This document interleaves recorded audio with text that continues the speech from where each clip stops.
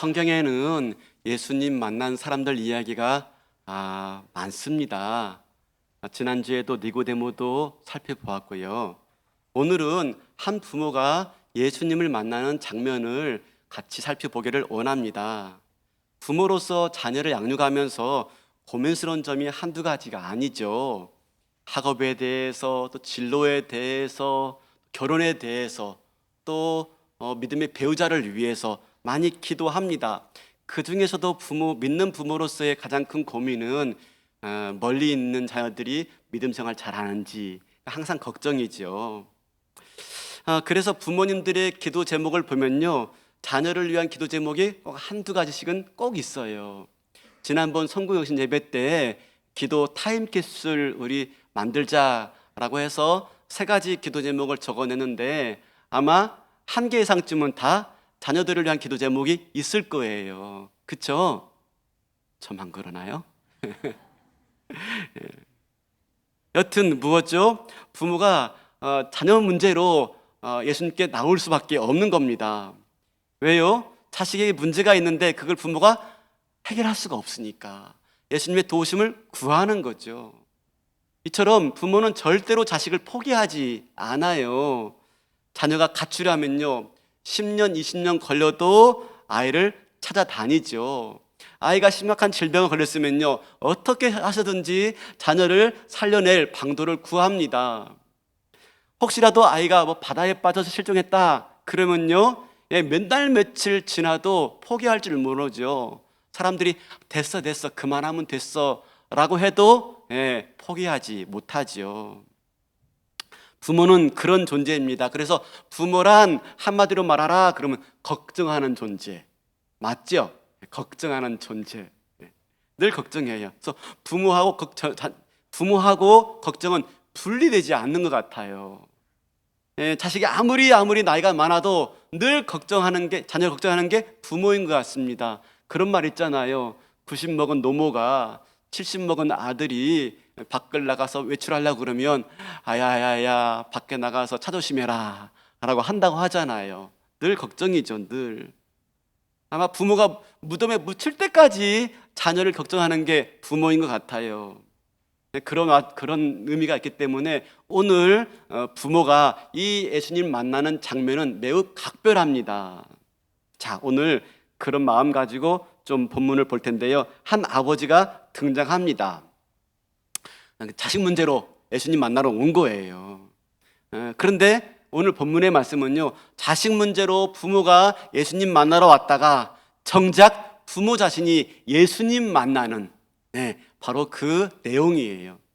자식 문제로 예수님 만나러 나왔다가 정작 부모가 예수님 만나는 그런 내용입니다.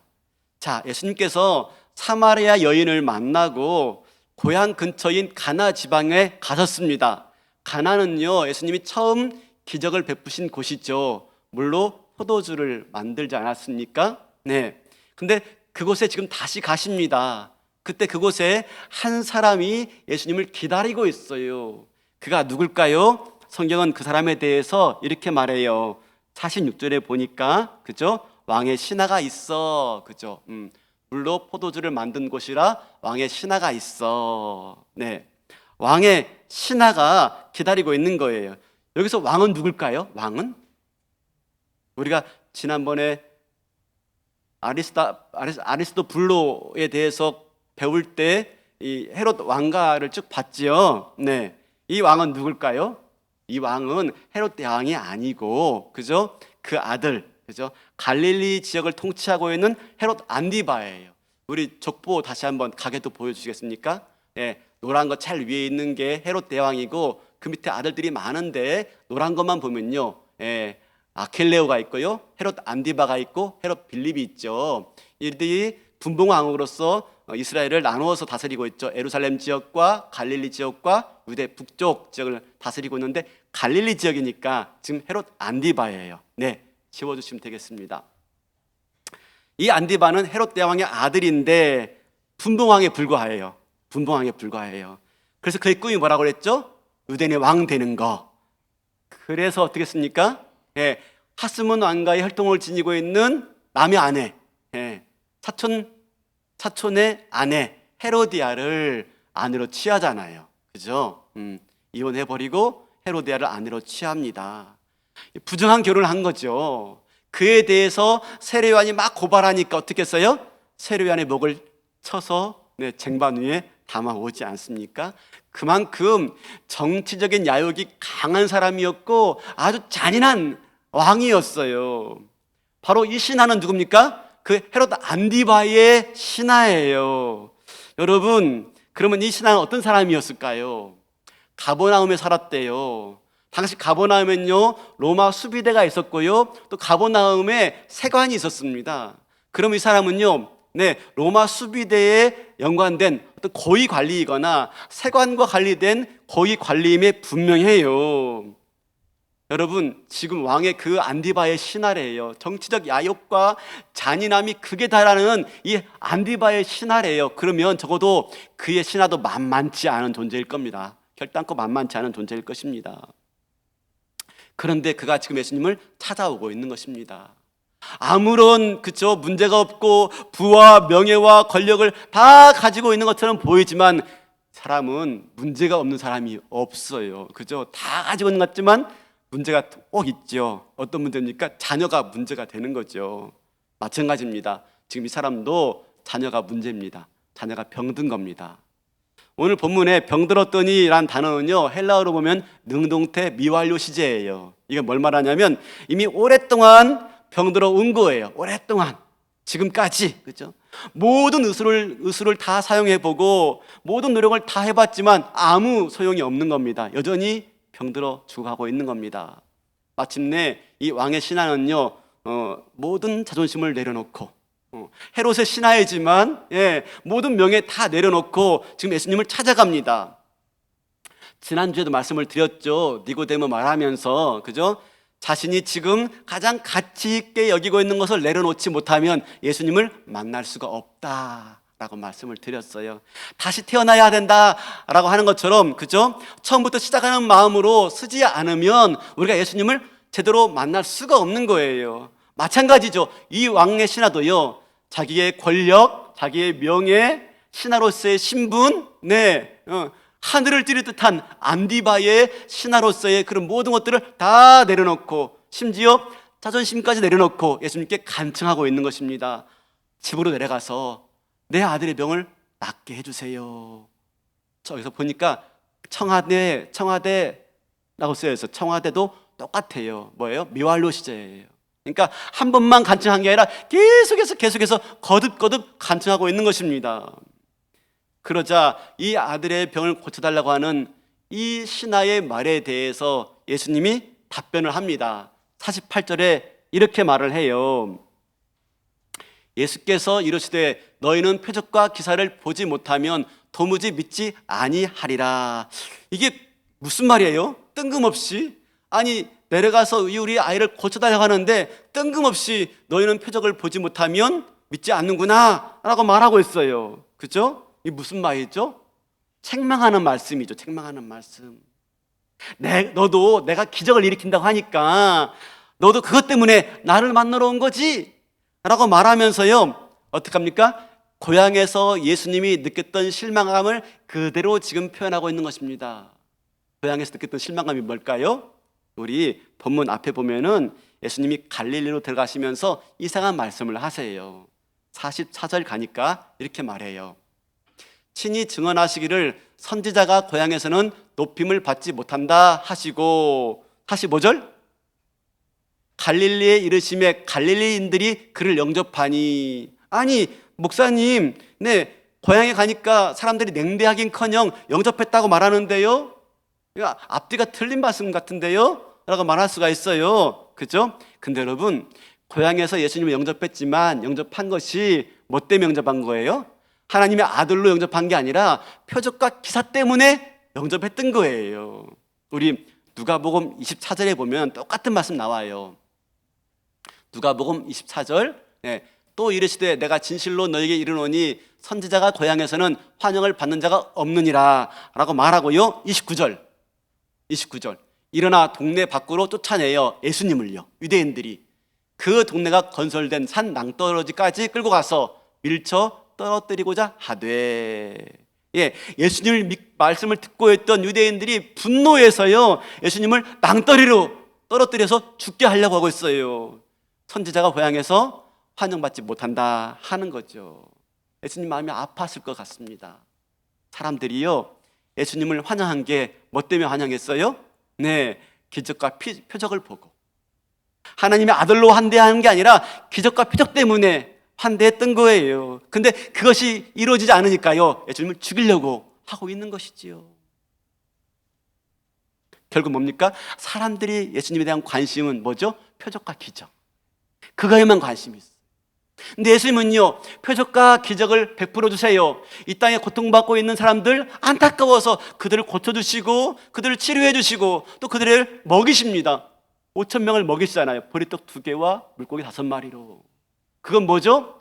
내가 이처럼 5,000명을 먹인 것처럼 나는 하늘로서 내려온 산떡으로서, 생명의 떡으로서 너희들의 영혼을 살리러 온 자니라 라고 하는 걸 알려주시기 위해서 표적을 보여주신 것인데, 정작 표적이 가르치는 것에 대해서는 관심 없고 표적 그 자체에만 관심이 있었기 때문에 예수님은 지금 그것을 지적하고 있는 것입니다. 너도 왕의 신하인 너도 표적을 통해서 뭘 말하는지에 대해서 관심을 갖고 있는 게 아니라 표적 그 자체에만 관심 가지고 나한테 나온 거지 라고 지금 말씀하고 있는 거예요. 책망하듯이. 여러분, 어떤 때는 예수님이요, 직설적으로 말할 때가 많아요. 우리한테 뼈를 때린다고 하죠. 뼈 때린다, 그죠? 우리 속마음을 아프게 하는 말씀들을 하실 때가 종종 있어요. 근데 아십니까, 여러분? 우리가 아프지 않으면요, 성장하지 않습니다. 설교 말씀 들을 때 간혹 내 마음이 불편할 수가 있어요. 때로는요, 내 마음을 상하게 하는 말씀들을 하실 때가 있어요. 그때 외면하지 말아야 돼요. 그냥 기분 나쁘다, 불편하다 하지 마시고요, 그 말씀을 듣고요, 그 말씀을 품고요, 나를 되돌아볼 수 있어요. 나를요. 그래야 내가 성장하는 겁니다. 사랑하는 성도 여러분, 하나님 말씀은 부드럽고 따뜻하고 우리에게 위로와 안심을 주는 말씀이에요. 그런데요, 때로는 하나님 말씀은요, 우리 정신을 번쩍 들게 하는 말씀이에요. 읽는다는 것이란 책에서 강영한 교수님이 이렇게 말을 해요. 하나님 말씀은 나를 깨트리는 말씀이다. 그렇기 때문에 하나님 말씀 읽을 때 내가 부서지는 느낌을 받아야 된다. 우리는 하나님 말씀 들으면서 얼마나 내가 부서지는 느낌들을 받고 있나요? 그죠? 성경은 이렇게 말씀하세요. 하나님 말씀은 좌우의 날선 검과 같아서 혼과 연과 관절과 골수까지 찔러 쪼개기까지 한다. 그죠? 어떻습니까? 우리는요, 그러므로 우리는 말씀 앞에서 나를 되돌아봐야 돼. 오늘 이 왕의 신하에게 책망하듯이 너도 표적 때문에 나를 믿으러 온 거지 라고 하는 이 말씀이 혹시 나를 향한 말씀은 아닌지, 그 말씀 앞에서 나의 믿음을 점검해 봐야 하는 겁니다. 친구가 목회하는데 그 교회 이야기예요. 한 성도가 오랫동안 질병이 있는데 낫지 않아서 목사님이 늘 기도해 주는데, 하나님, 우리 성도님의 병을 낫게 해주세요. 그리고 이 병을 통해서 하나님이 누구신지를 깨닫는 은혜가 있게 하시고 더 믿음이 성장하는 기회가 되게 해주세요 라고 기도했어요. 근데 안 나는 거예요. 그러다가 어느 날 갑자기 이 성도님이 교회를 안 나오세요. 알고 보니까요, 이웃에 이단 교회가 하나 생겼는데 그 성도가 전도한 거예요. 야야야, 우리 목사님한테 나와서 기도받으면 다 나아. 딱 나을 거야. 3만 원 주면 3만 원 주고 안수기도 받으면 싹 낫는데 라고 한 거예요. 그러니까 이제 병 낫고 싶어가지고 3만 원 주고 안수기도 받은 거예요. 근데 안 낫는 거예요. 그러니까 가서 따졌어요. 아니, 낫는다는데 안 낫는데요? 그랬더니 이렇게 말씀하시더래요. 나을 때까지 안수기도 받아봐. 그러더래요. 나을 때까지. 네. 나을 때까지 안수기도 받는데 낫지 않는 거예요. 1년이 돼가도록 낫지가 않는 거예요. 마침내 실망을 느끼고요, 그 교회에 나온 거예요. 어느 날 목사님이 길 가다가 그 성도님 만났어요. 반가워서 물으니까 그 내용을 쭉 말을 하는 겁니다. 그러면 지금 교회 나왔으면 우리 교회 나오시지 어디 계세요? 그러니까 돌아가려니까 미안하고 여기 큰 교회가 있는데 가서 그냥 조용히 예배드려요 라고 말을 하더래요. 우리가 예수를 믿지만 무엇 때문에 예수 믿는지, 왜 믿고 있는지가 정리가 잘 안 된 거죠. 표적에만 이끌린 믿음이다 보니까, 그죠? 네, 표적에 끌려다니는 믿음이 되어지고 이단에 끌려가는 믿음이 될 수밖에 없는 거죠. 이런 까칠한 답변에 신하가 어떻게 반응하죠? 신하가요, 49절 보니까 주여 내 아이가 죽기 전에 내려오소서. 아랑곳하지 않고 간청을 계속해요. 대단하죠. 그래도 헤롯의 신하인데, 그죠? 내가 누군데 나를 이렇게 함부로 대할 수가 있어? 그런데 그럴 수가 없습니다. 지금은요, 체면이고 자존심이고 내세울 때가 아니에요. 왜? 그보다 더 중요한 게 있으니까. 아들의 문제 더 중요하니까. 그래서요, 자존심 내려놓고, 체면 내려놓고 다시 한번 간청해요. 내 아이가 죽기 전에 내려오소서. 여러분, 아직까지 이 신하는요, 표적을 구하는 믿음이에요. 표적을. 근데 이때부터 중요해요. 이때부터가. 표적을 구하는 그 믿음을 우리 주님이 다루어 가기 시작하십니다. 어떻게 해요? 50절 보겠습니다. 50절 이렇게 말씀하세요. 예수께서 이르시되 가라, 내 아들이 살아있다 하시니 그 사람이 예수께서 하신 말씀을 믿고 가더니. 아니, 이게 무슨 말이죠? 가라, 내 아들이 살아있다. 여러분, 그 말씀에 보인 신하의 반응이 어때요? 믿고 가더니. 이게 이해되십니까, 여러분? 어떻게 이럴 수가 있어요, 이게? 그죠? 아니, 우리 같으면 어떻게 반응할 것 같아요? 가라, 내 아들이 살아있다. 그럼 여러분 믿고 가시겠어요? 믿음 좋으시니까. 그죠? 저 같으면, 아니, 주님 그게 무슨 말씀이세요? 내가 지금 방금 내 아들이 죽어가는 걸 보고 왔는데, 내 두 눈으로 똑똑히 보고 왔는데 살아있다니요. 그게 무슨 말씀이에요? 아니, 예수님 내려가기 싫으면 내려가기 싫다고 말씀하세요. 그죠? 저 그렇게 말했을 것 같아요. 근데 어떻게 반응합니까? 그 사람이 예수께서 하신 말씀을 믿고 가더니. 아무 대꾸하지 않아요. 그냥 믿고 가고 있어요. 아직 이 신하는 표적 보지 못했어요. 기적 경험하지 못했어요. 근데 그냥 믿고 가고 있는 거예요. 놀랍죠. 근데 여러분, 더 놀라운 일이 발생해요. 더 놀라운 일이에요.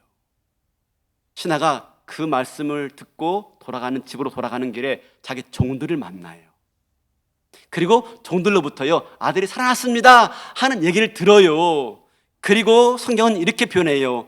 53절 마지막에 보니까요, 자기와 그 온 집안이 다 믿으니라. 자, 그러면요, 이 50절에 믿고 가더니 라는 믿음과 53절에 온 집안이 믿으니라의 믿음은 어떤 차이가 있을까요? 50절에 내 아들이 살아있다 하는 말씀을 믿고 가는 그 믿음과 지금 53절에 온 집안이 다 믿으니라 하는 이 믿음은 어떤 차이가 있을까요? 우린 정확히 모르지만 한 가지 알 수 있는 것은 언뜻 보기에도 이 믿음을 비교하고 있는 것 같아요. 그러면 이 믿음이 어떤 차이인지를 우리가 좀 살펴봐야 돼요. 그러기 위해서 우리는 오늘 본문의 사건을 구성을 잘 해봐야 됩니다. 여러분, 수사반장 아시죠? 튜브람 나오던 거 좋아했죠? 그것도 안 봤어요? 성경만 보셨어요? 자, 우리 수사반장처럼요, 오늘 이 사건을 잘 추리하셔야 돼요. 상상력을 발휘해서요.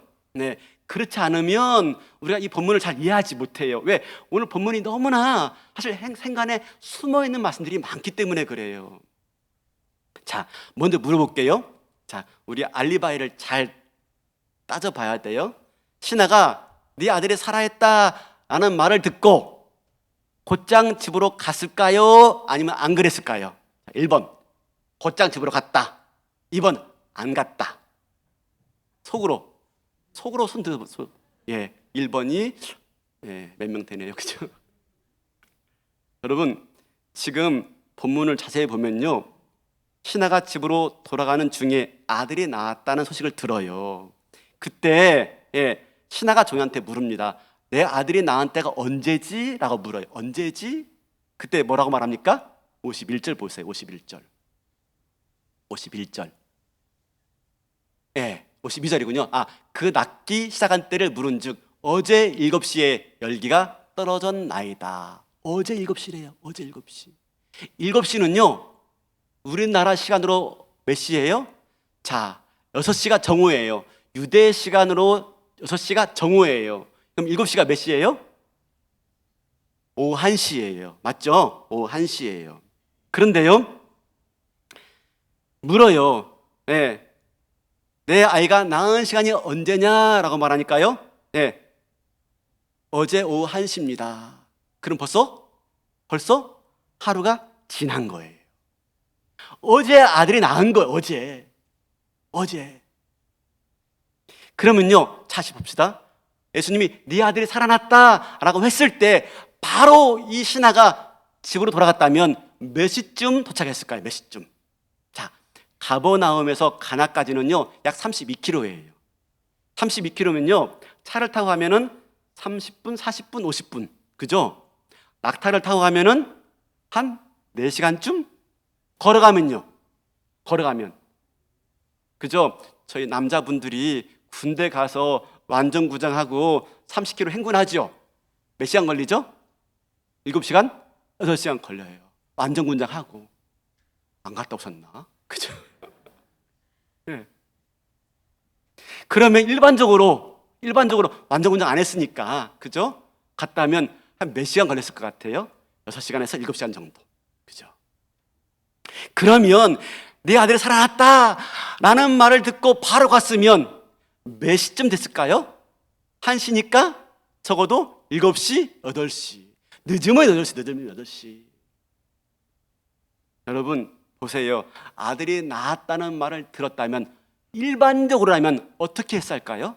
내 아들이 살아났다 그러면요, 어떤 부모라도 아들이 살아났다는데 빨리 가서 그 아들을 봐야죠.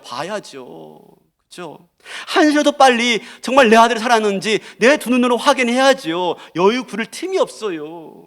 물론 좀 밤늦은 시간 도착해도요, 아무리 팔레스타인의 밤거리가 무섭다 할지라도 1시 빨리 가서 아들 봐야죠.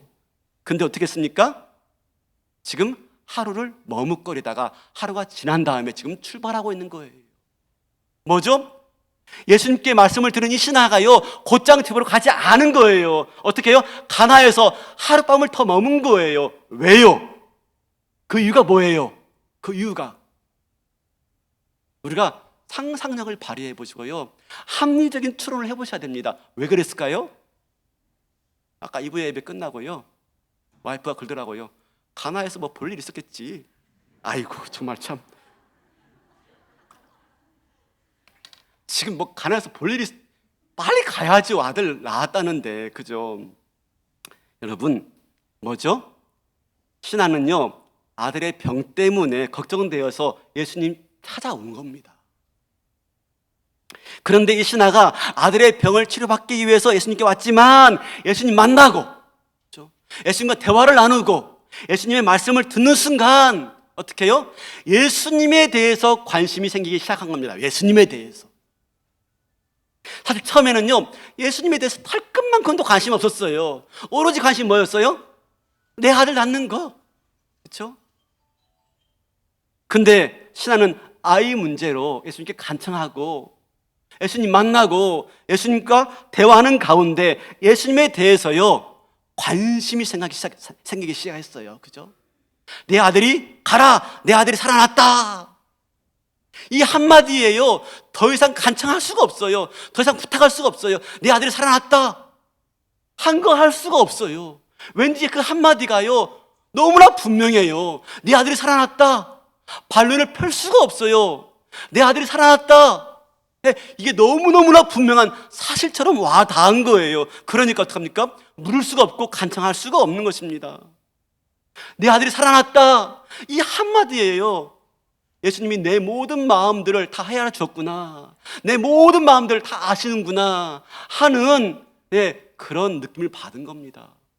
내 아들이 살아났다, 이 한마디예요. 죽어가는 아들을 향한 안타까움이 느껴졌던 겁니다. 더 나아가서 죽어가는 아들을 향한 안타까워하는 이 아버지의 마음까지도 위로하시는 그 하나님의 음성이 들려왔던 거죠. 가라, 네 아들이 살아났다. 여러분, 만약에 여전히 이 신하가 아들 낳는 데만 관심이 있었다면, 아들이 치료되어지는 데만 관심이 있었다면요, 어떡합니까? 끝끝내 예수님을 모시고 가려고 했을 거예요. 아니, 살아나다니요, 그게 무슨 말씀이에요? 저랑 같이 내려가시죠. 그랬을 거예요. 근데 어떡합니까? 예수님 말씀을 믿었다. 거부할 수가 없어요. 거부할 수가. 달리 의심할 수가 없는 거예요. 너무나 확고한 거예요. 너무 확고한 거예요. 왜 그런지 이해할 수가 없어요. 어떤 신비한 힘이 자기를 감싸는 거예요. 그 말씀 가운데. 그래서 예수님에 대해서 관심이 생겨요. 관심이. 곧장 집으로 돌아가지 않고요, 예수님 곁에 더 물러야 되겠다 하는 마음이 생긴 거죠. 뭐죠? 지금 중요한 게 아들이 낳는 거지만 더 중요한 게 생긴 겁니다. 바로 예수님이 누구신지 알고 싶은 거예요. 그분이 누구신지, 어떤 분이신지 알고 싶은 거예요. 그래서 예수님을 좀 더 알아보겠다는 마음 가지고 거기에 머무는 겁니다. 그날 오후부터 오후 내내 예수님이 하시는 말씀 한마디 한마디에 귀를 기울이는 것입니다. 예수님이 바라보시는 시선 하나하나 놓치고 싶지 않은 거예요. 그 시선이 얼마나 따뜻하고 부드러운지, 그 말씀 한 말씀이 얼마나 확고하고 얼마나 분명한지, 그분의 시선 앞에 서면, 그분의 말씀 앞에 서면 모든 문제가 다 사라지는 것 같아요. 모든 염려가 다 사라지는 것 같아요. 그래서 그 마음에, 그 말씀에, 그 눈빛에 쏙 빨리고 말았어요. 어느덧 그 말씀에, 그 눈빛에 마음이 뺏겨서 예수님 바라보다 보니까요, 시간이 훌쩍 지나고 만 거예요. 돌아갈 시간이 늦어버린 거예요. 그래서 하룻밤 그곳에 머물기로 한 겁니다. 그런데 저녁이 되어서 여간방에서 잠을 자는데 신하의 마음이 흔들려요. 이제 좀 제정신이 돌아온 거죠. 그죠? 우리가 밤 되면 좀 헷갈리잖아요. 그죠? 아니, 아들이 살아있다고? 아까는 내가 너무 거부할 수 없는 그런 말씀처럼 느껴졌는데 진짜 살았을까? 그죠? 아니, 어쩌면 죽었을지도 몰라. 아, 죽었다면 내가 이러고 있으면 안 되는데. 아니야, 혹시 살아있을 수가 있어. 그러면 내일 아침에 일찍 일어나가지고 예수님께 다시 한번 간청해 볼까? 아니야. 아까 그 말씀 들을 때 너무 확고했어. 그래, 내 아들이 살아있을 줄 몰라. 이런 생각, 저런 생각으로 잠을 못 이루다가 해가 통통 오는 겁니다. 그래서 그 자리에서 일어나가지고 집으로 한 달은 달려온 거죠. 그때 마을 어귀에서 자기를 마중나러 온 종들을 만나요. 그리고 뭐라고 말합니까? 이들로부터 주인의 아들이 나았습니다 한 소식을 들어요. 여러분, 그 소식을 들으면요, 평범한 사람 같으면 어떻게 했어야 될까요? 주인님의 아들이 나았어요 라고 말을 하면요, 평범한 사람 같으면 어떻게 해야 될까요? 그래? 우리 개똥이 나았다고? 아유, 너무 좋아라. 어디 있는데? 하고 뛰어갔을 거예요. 어디 있는데? 하고요, 살아난 개똥이를 안고 기뻐했을 것 같아요. 근데 지금 이 신하는 어떻게 하고 있어요? 아이가 낳은 시점을 묻고 있어요.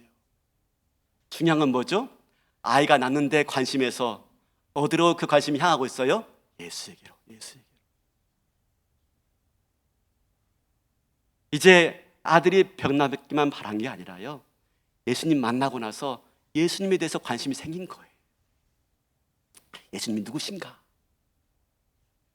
보통 분이 아니신데 그냥 우리 아이가 자연스럽게 나왔는지 아니면 예수님이 말씀하셔서 나왔는지 이게 궁금한 거예요. 궁금한 거. 그래서 묻는 겁니다. 그죠? 우리 아이가 언제 나왔는데? 예, 어제 오후 1시쯤 낫기 시작했어요. 그죠? 그 순간, 그때가 언제였어요? 예수님이 가라, 네 아들이 살아났다 라고 말씀하신 순간인 걸 누가 깨달았어요? 이 신하가 알았어요. 그 순간 신하가 어떻게 느꼈을까요? 온몸에 소름이 쫙 돋는 거죠. 그렇죠? 그런 기분 있잖아요. 그죠? 소름이 쫙 돋는 거죠. 그러면서 자기 가슴에 뜨거운 게 팍 올라오는 것입니다. 그렇구나.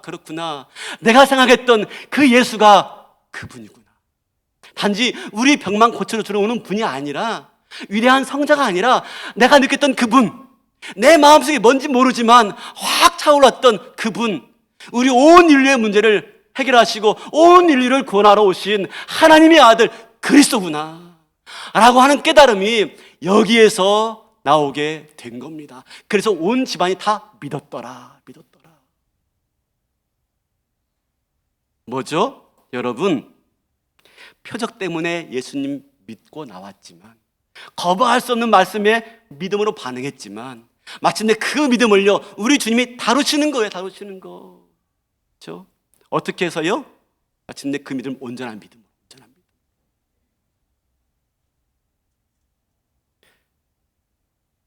자기 자녀의 문제로 예수님 만나러 나왔다가 예수님이 그 신하의 믿음을 다루어 주셔서 마침내 그 신하가 예수님을 만나는 놀라운 변화를 누리게 돼요. 저희 교회에 집사님 한 분이 계세요. 그 집사님이 나오게 된 배경이 있습니다. 자녀들이요 저희 교회 학교를 먼저 나왔어요. 자녀들이. 그런데 성탄절 같은 그런 때에 교회 앞에서 발표를 하는데 다른 집 아이들은요 아빠가 와 있으면서 막 잘했다고 칭찬해 주는 거예요. 아, 우리 딸 우리 아들 잘했어. 근데요 이 아이한테는요 아빠가 없는 거예요. 서운한 거예요. 집에 가서 말했대요. 왜 우리 아빠는 없어? 교회에 왜 우리 아빠는 없어? 다른 집 아빠들은 있는데 왜 우리 아빠는 없어요? 하고 하면서 아빠 교회 가. 나도 교회에서 아빠 만나고 싶어 라고 한 거예요. 물론 그 와중에 그 반을 그 아이를 담당하고 있는 선생님들의 역할과 의무가 의무가 아니죠. 역할이 컸죠. 컸죠. 왜 의무라고 말하지? 하여튼 컸죠. 네. 사정사정하니까 어쩔 수 없었어요. 간청이 못 이겨서 이 아빠가 교회를 나오기 시작한 겁니다. 그죠? 자녀 때문에 교회에 나오기 시작해서요. 지금은 안수 집사님이 되셨어요. 안수 집사님이. 한 번은 그분과 최근에 식사를 하게 되었어요. 식사를 하면서 이런저런 대화 나누는데 그분이 회사에서 승진할 때가 된 것 같아요. 그래서 잠시 여쭸어요. 그랬더니 회사에서 승진하기 위해서는 치열한 경쟁을 해야 된답니다. 그냥 자기 업무를 탁월하게 해내는 정도로 승진하지 않은대요. 다 똑같으니까. 그 이상의 것을 하지 않으면 안 된대요. 여러분, 그 이상의 것이 뭔지를 아시죠? 사회생활 하시는 분들은 뭔지 알 거예요. 그죠? 때로는요, 그것 때문에 주말도 포기해야 되고, 가정도 포기해야 되고, 신앙생활도 포기해야 되는 그럴 수밖에 없는 상황이 있더라는 것입니다. 승진하기 위해서라면요. 그죠? 이게 전 고민되는 거예요. 오랜 고민 끝에 결국 가정을 지키고 신앙생활을 지키기를 결단한 거예요. 그리고 나름대로 그렇게 하지 않고도 열심히 근무하고 열심히 업무를 보는 걸 통해서 하나님이 내 인생 책임져 주시겠지라고 결단했다는 말씀이었어요. 여러분, 그게 쉬운 일이겠습니까? 말은 쉽지만 말입니다. 그죠? 예수님 만나고 나서요, 예수님을 온전히 알고 나서요, 변할 수밖에 없는 거예요. 가치관이 변하고 인생관이 변하고 삶의 목적이 바뀌는 거예요. 처음에는요 그냥 자녀 때문에 교회 나왔어요. 근데 예수님 만나고요 바뀌는 거예요. 예수님 만나고 나서 바뀌는 거예요. 그런데 중요한 건 뭔지 아십니까? 중요한 것은 우리의 믿음은 이렇게 연약한 믿음에서부터 시작한다는 거예요. 자녀 때문에. 여러분, 우리 어쩔 수가 없어요. 우리 모두가 다 처음 예수 믿을 때요 다 기복적이에요. 기복적이지 않을 수가 없는 것이죠. 다 기복적이에요. 내 개인 문제, 그죠? 이런 문제 저런 문제, 그 문제 가지고 예수께 나오죠. 그것도 귀한 믿음이에요. 귀한 믿음. 그런데 우리 예수님은요 우리의 믿음이 거기에만 머물길 원하지 않으세요. 우리의 믿음이 더 나아가길 원하시고요, 우리의 믿음이 하나님의 영광을 보는 믿음, 우리의 믿음이 하나님을 소유하는 믿음 되기를 바라시는 거죠. 그래서 우리 믿음을요 다루어 가세요. 그래서요 이전에는 나 때문에 예수님이 계셨는데요, 이제 예수님을 위해서 내가 존재하는 거예요. 예수님을 위해서 내 남은 인생을. 여러분, 이 신하가 마지막 이렇게 말하죠. 자기와 온 집안이 다 믿으니라. 가라, 내 아들이 살아있다 라고 할 때는요, 거부할 수 없었어요. 거부할 수 없어. 그래서 거부할 수 없는 믿음. 그렇죠? 근데 자기와 온 집안이 다 믿으니라. 이 믿음 뭘까요? 믿음. 아까 말씀드렸죠. 이 신하가요, 헤롯의 신하였습니다. 헤롯 왕의 신하였어요. 헤롯 안디바의 신하였어요. 그러면 잘 생각해 보세요. 여러분, 헤롯 안디바가 유대인의 왕 되려고 분봉왕 딱지를 벗어버리고 유대인의 왕 되려고 얼마나 노력했어요? 그죠? 헤로디아와 결혼하고 난리 치잖아요. 그러니까 빌립도 살로메와 결혼하고 난리 치잖아요. 그죠? 그런 와중에 있단 말입니다. 서로 막 빌립과 막 안디바가 서로 막 경쟁하는데, 그때 아닌 밤중에 홍두깨라고 뭐가 내려왔죠? 다시 한번 가게도 보여주시겠습니까? 가게도? 네, 이쪽 끝에 보면은 노란 바탕에 파란 색깔로 테두리 딱 있는데 헤롯 아그리빠 있죠? 헤롯 아그리빠. 예, 로마에 가 있던 아그리빠. 로마 황제의 친구였고요. 로마 황제로부터 유대인은 왕이란 칭호를 받고 와요. 유대인은 왕이면요, 분봉왕 필요가 없어요. 분봉왕이 이제 안디바가 아니라 빌립이 아니라 헤롯 아그리빠가요, 유대인은 왕이라는 칭호를 받고 오는 겁니다. 그러면요, 안디바는요, 빌립은요, 하루아침에 닭 쫓던 신세, 닭 쫓던 개 지붕 쳐다본다고요, 하루아침에 폭망하고 만 겁니다. 헤롯 아그리빠가요, 이 안디바와 빌립을 추방을 시켜버리고 맙니다. 저 먼 나라로 추방을 시켜버리고 맙니다. 그러면 이 신하는 어떻게 되었을까요? 이 신하는, 만약에 이 신하가 여전히 헤롯의 신하로 있었다면, 안디바의 신하로 있었다면요, 어떻게 했을까요? 그도 그와 같은 운명에 처할 수밖에 없었을 거예요. 그러나 어떻게 했습니까? 이제 그가 예수님 만나고요, 바뀐 거예요. 뭐가 바뀌었어요? 헤롯의 신하가 아니에요. 뭐가 되었습니까? 예수님의 종이 된 겁니다. 예수님의 종. 더 이상 헤롯을 주인으로 모시고 있지 않아요. 이제 예수님을 나의 주님으로 고백하고 있는 것입니다. 이것이 자기와 온 집안이 예수를 믿으니라. 예수님을 주인으로 고백하는 믿음. 그 믿음은요, 어떤 믿음이에요? 비록 그가 헤롯의 신하로 여전히 있었을지 몰라도 그는 달라졌을 것입니다. 헤롯처럼요, 악랄하고 억압하고 강탈하고 탈취하는 사람이 아니었을 거예요. 그리스도의 종으로, 그리스도를 주로 모시고 사람답게, 삭개오처럼 내가 누구에게 토색한 게 있으면 4배나 갚겠나이다 하면서요, 그들을 사랑하고 섬기며 변화된 모습으로 살았을 거예요. 그랬을 때, 그죠? 안디바가 폭망했을 때 그는 어떤 삶을 살았을까요? 사랑하는 성도 여러분, 중요한 게 무엇입니까? 우리가 누구를 주인으로 모시고 살아가느냐 하는 것입니다. 지금 이 53절의 믿음은요, 예수님을 나의 주인으로 모신 거예요. 헤롯이 더 이상 주인이 아니에요. 예수님이 나의 주인인 겁니다. 그랬을 때 그의 삶은요, 정치에 따라서 달라지지 않아요. 대세에 따라 달라지지 않아요. 상황에 따라 요동치지 않아요.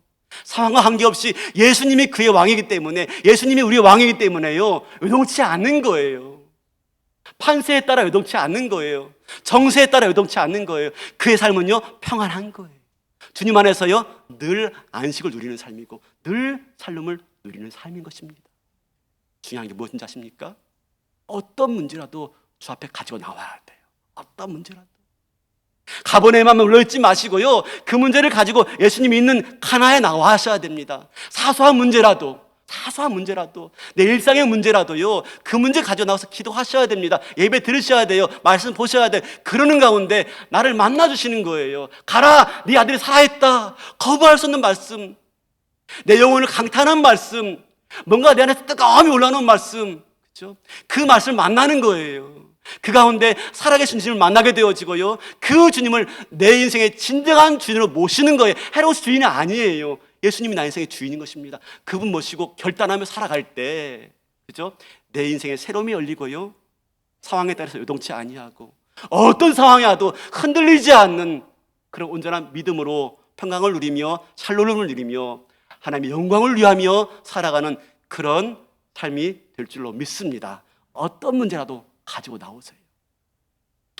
그래서 멈추지 마시고요, 예수님이 누구신지 더 알길 원합니다. 이번에 큐티 학교 있어요. 성경 100일 1독 있어요. 제자반, 사역반, 1:1 양육 있어요. 만나야죠. 만나려면 들어야죠.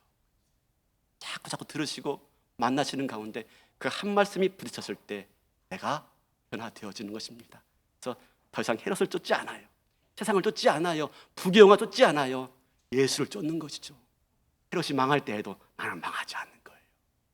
요동치 않는 믿음으로 승리하시는 저와 여러분 되시기를 주님의 이름으로 축원합니다. 다 일어나시겠습니다.